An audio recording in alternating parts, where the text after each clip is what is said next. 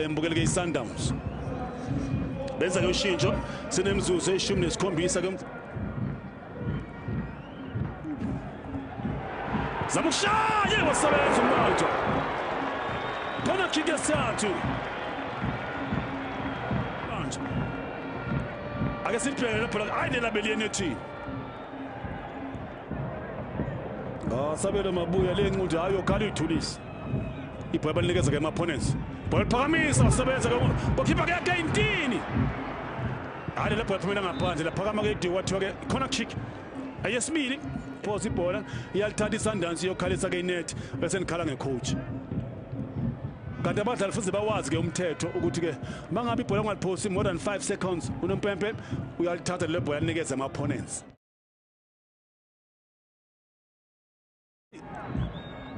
Phakamisa ayende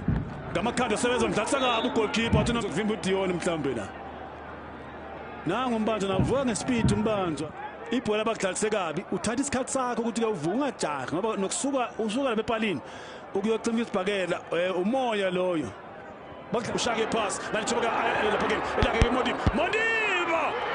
zavuka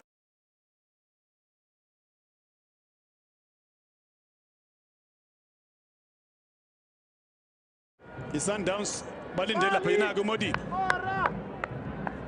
njengoba ke kweThinathi biliphakamisa blind side bowelvimba sebenza ngapha ke uMbanjwa ibhola liphakamisa lapha ke thibeka phakathi ngekhanda ke Jongnis ngapha ngakutouchline uvimbile ngapha ke uMaluleka uthi ngena ngaphakathi ke Matthews ushaka ipass ke Matthews wasebenza ugoalkeeper suka lapha ke kuyena ke goal line eyovimba ke Murena ibhola liphosiswa ngapha ke Black Diamond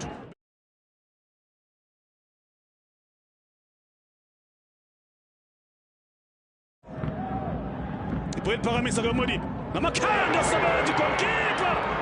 wasebenza uJipho ebeliyene wasebenza ngempela ke uMbanjwa lapha ke mbukeli khela phake uMbanjwa mbukeli beliyene la bona muva akasuke into zapha ke Modiba ibhola liphakamisa ke Modiba ibhola emamba ugoalkeeper ke uMbanjwa